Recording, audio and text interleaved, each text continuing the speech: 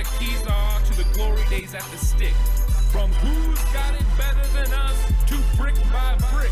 It's always the 49ers way, from off-season to game day. Yeah, we talk back. It's the 49ers Cutback.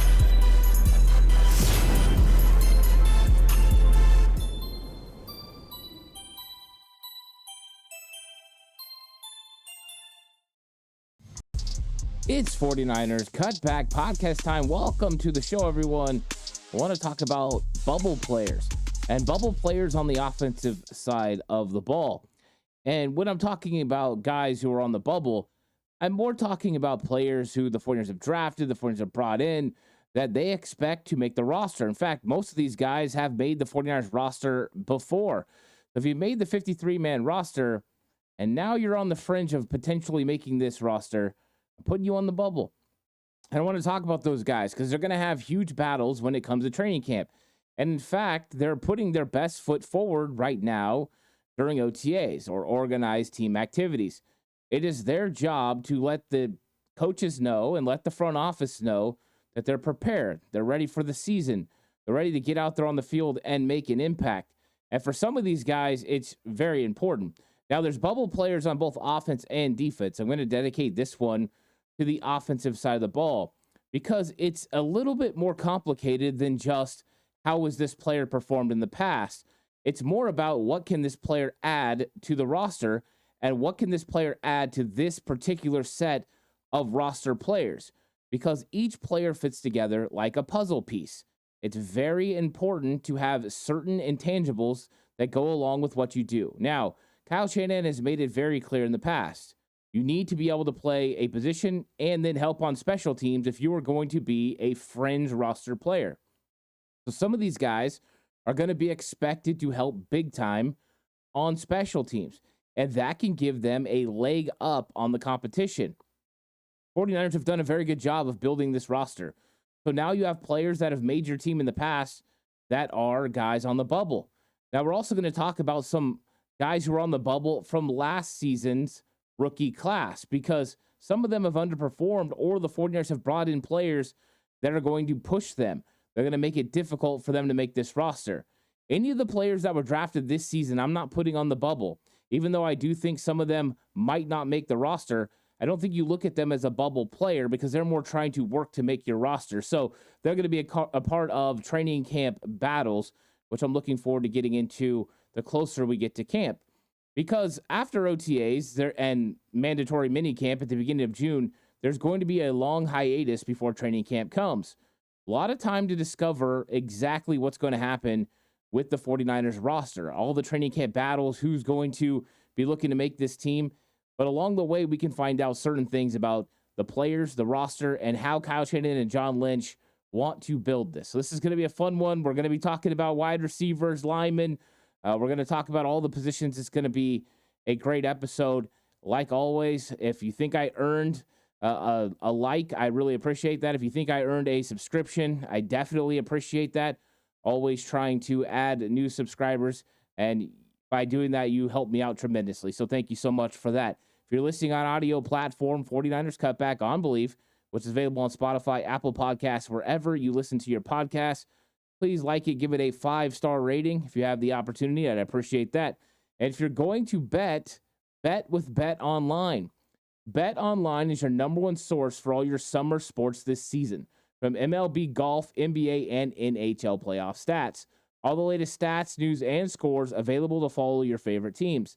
Get the latest odds and lines, including the latest team matchups, player props, and odds on just about every sport out there.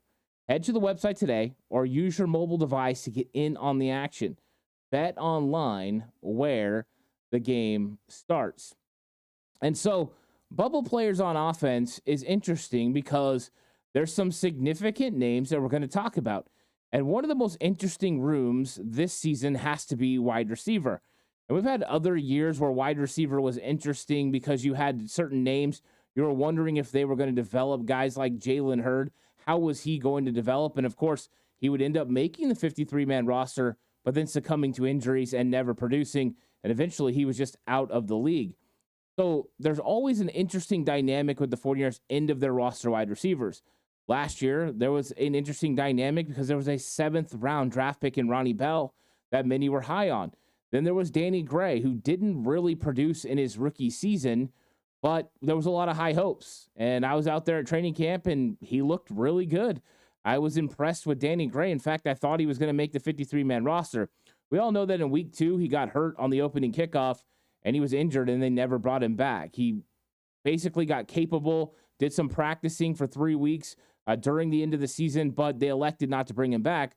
Why? Well, part of the reason is you would have had to move on from Chris Conley, who they were extremely high on at the time, and Ronnie Bell, and more than likely a team would have picked them up, especially Ronnie Bell, because if he's a young player, they could have claimed him on waivers. The 49ers had to protect Ronnie Bell, so the best way was let Danny Gray stay on the IR. But now here we arrive at a situation where Chris Conley's still at the end of this roster, Danny Gray's still at the end of this roster, and so is Ronnie Bell. What makes it interesting is because the 49ers drafted 2 wide receivers during the 2024 NFL Draft. Drafting 1, that gives an opportunity for 2 of these guys to make the team. Drafting 2 means it may be difficult for any of them. Maybe one of them makes the team out of the 3 that we talked about, and that's not including adding guys like Trent Taylor, who has special teams upside because of his ability to secure catches in the punt game. You throw in the fact that they're going to have a new special teams way of doing kickoffs, it's going to get interesting. Kyle Shanahan even talked about that in his presser. So what do you do with these 3 guys? Because the likelihood is Ricky Pearsall's making the team. You're not cutting a first round draft pick, that's for sure. Jacob Cowling is more than likely making this team. You selected him at the 4th round. You really liked him. So the odds are one of those guys is not going to make the team. So you're looking at Chris Conley, and first off, I got to give Chris Conley his due. Not only did he show up at the end of the year, but he showed out. And it doesn't always show up with receiving, even though he did make some key catches, including a key catch against Detroit in the playoffs. But also, he did a very good job blocking. And we know that Kyle Shanahan is very fond of the players that can make a block in the run game. No block, no rock. And Conley's big physical nature allows him to be able to do that. Now, he's not quite the burner he was when he came out of college and when he played with Kansas City.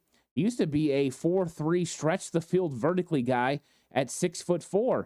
That's tremendous size and speed. Now, he doesn't have that same quickness, but what he does have is a bunch of veteran ability. He understands how to create separation. He runs good routes. He's able to block. He's able to help you on special teams. Nothing more evident than his appearance as a gunner in the Super Bowl.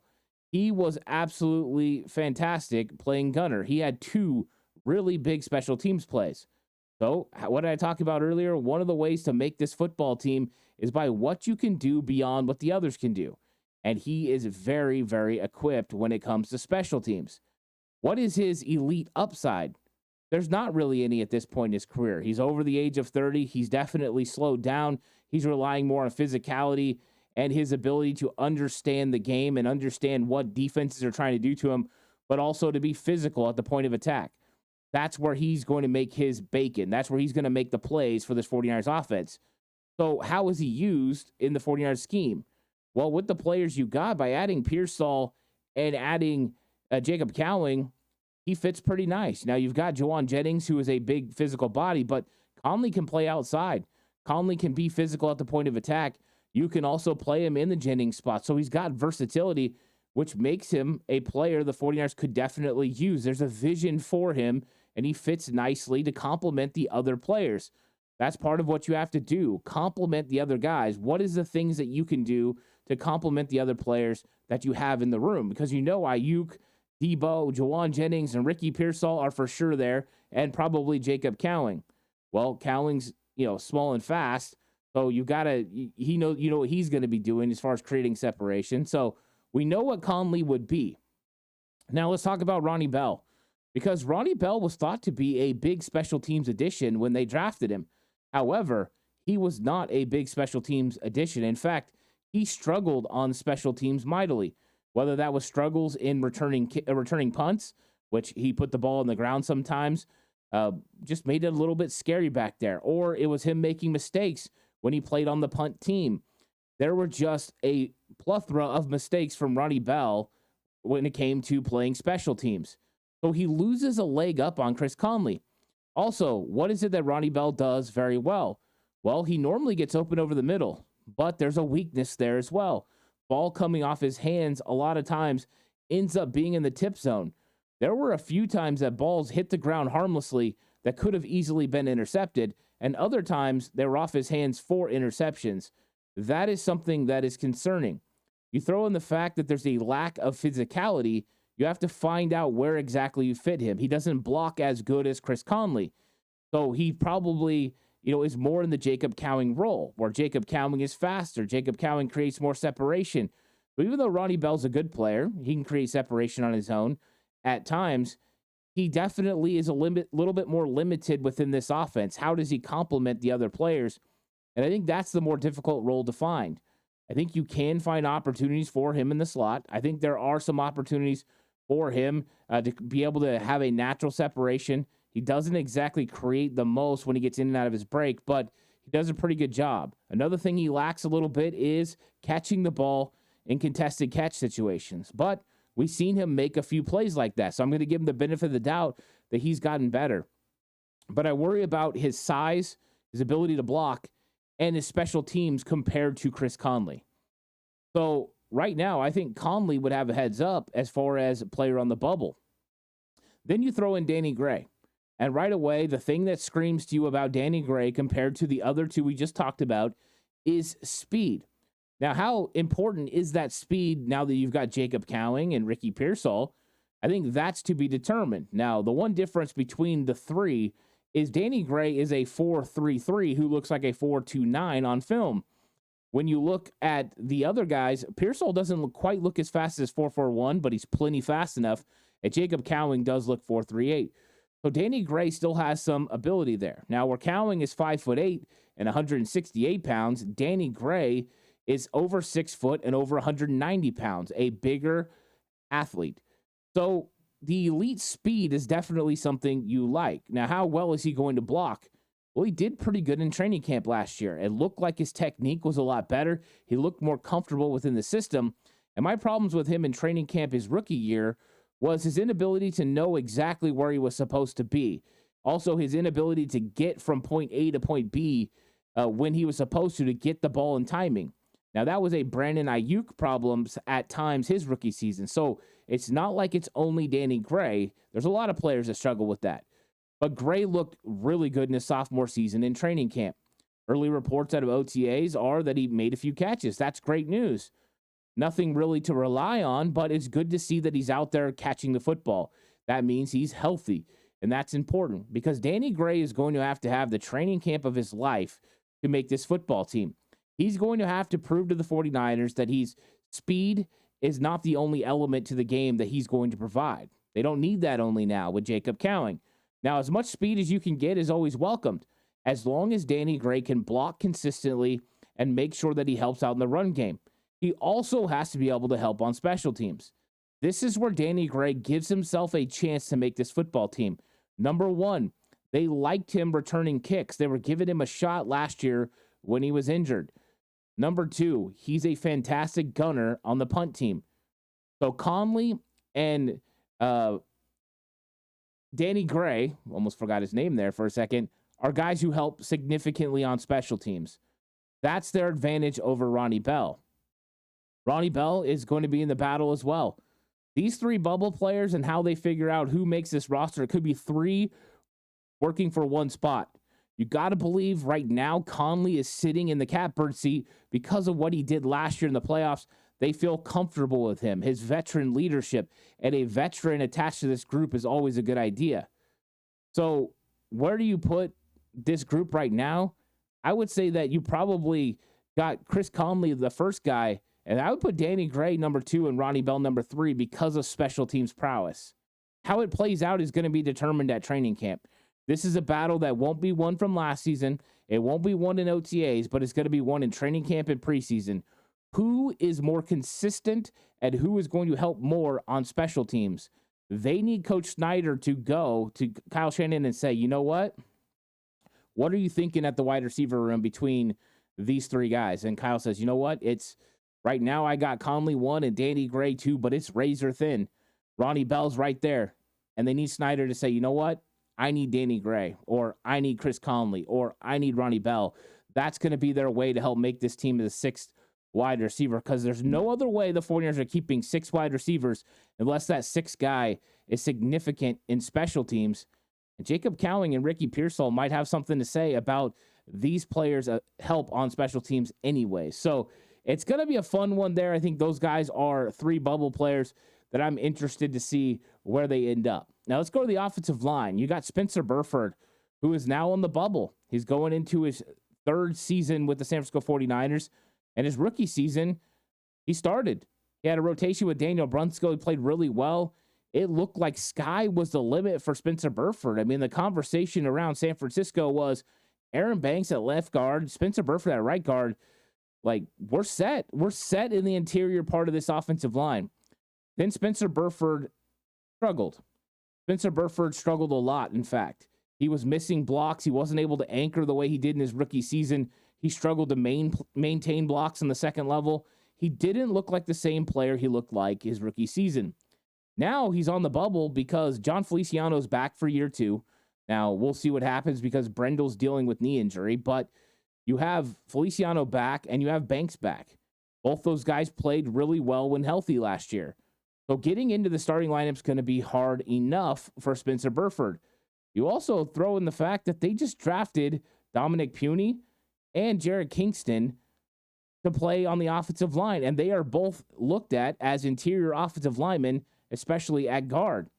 So that alone puts Spencer Burford on the bubble. If you don't come out and play to the level that you are capable of, you could be out the door. I do believe Spencer Burford made a mistake last year when he adjusted his body from his rookie season. I don't think this is something that a lot of players don't fall into, because I think they do. They look at their game, and one of the things Spencer Burford felt like he struggled in his rookie season was the fact that he wasn't as fast as he wanted to be. So he dropped weight. Well, then that limited him from being able to anchor from year 1 to year 2. So he fixed one problem, and it created another. So he's got to find a happy medium. He's got to find a way to get in between. So that might mean losing some of your body weight, but gaining core muscle to be able to get to where you need to get, keep that speed, but be able to anchor when you're supposed to. Also, he needs to make sure he doesn't have any mistakes when it comes to his responsibilities as far as stunts and blitzes. We saw that happen a few times, and it reared its ugly head in the Super Bowl. So Spencer Burford comes in on the bubble, which I never thought would be a possibility after his rookie season. I thought this guy was going to push last year to be a Pro Bowler. That did not happen. Instead of taking another step forward, he took 2 steps back. But Burford is a young player who's got a lot of ability, and he's still a guy they feel like they can help get better. Now, they did kick him straight in the pants by bringing in 2 young guys to push him. So Burford's going to have to develop. But I still think Burford has a chance to make this football team. But he's on the bubble with a chance to make it. I think if Dominic Puny and Jared Kingston play really well, Burford might be in trouble. But the likelihood is they like Burford enough. They're going to want to keep him on this roster. So it's going to be a tough battle. But bubble player he definitely is coming into his 3rd season. Nick Zakelj and Ben Bartch. And these 2 guys are very similar. 5-position players. Now, Nick Zakelj, drafted by the 49ers, they had a very high grade on him even the year before he came out. He decided to stay an extra year. But when you're looking at the size, 6'6", 320 pounds, and you move him inside, there's a thought that he can be a very dominant player on the inside. I think the overall goal was always to get Nick Zakelj to center, but that has not materialized. He struggled when he had to take snaps. So they relegated him to guard. And it felt like last year he didn't have an absolute horrible training camp, but he definitely underperformed, that's for sure. He was doing nothing to push anyone. And in fact, if there would have been somebody behind him that was playing better than him, they could have overtaken. He just wasn't playing like, oh, yeah, that guy behind me definitely can't pass. No, there was capabilities for him to get past last year. Inconsistency with his reps. So the 49ers they like Zakelj. He's friends with Brock Purdy. They've been roommates.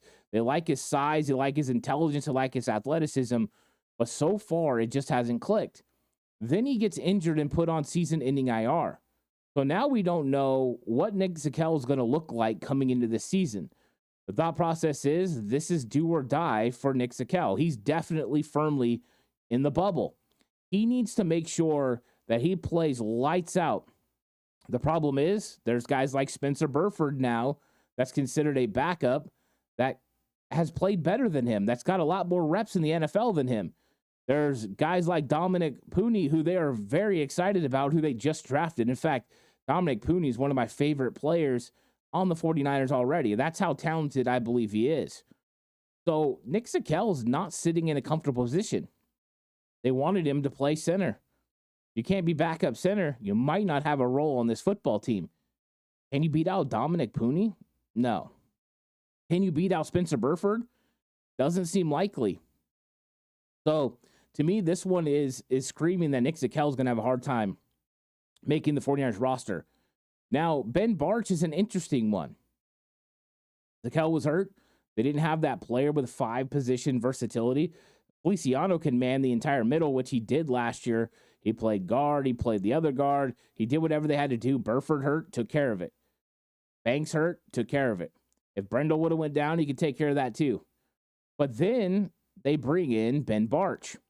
And Bartch had been with Jacksonville and on Jacksonville's practice squad. He has games repped in the NFL. He's started football games. He's played in football games.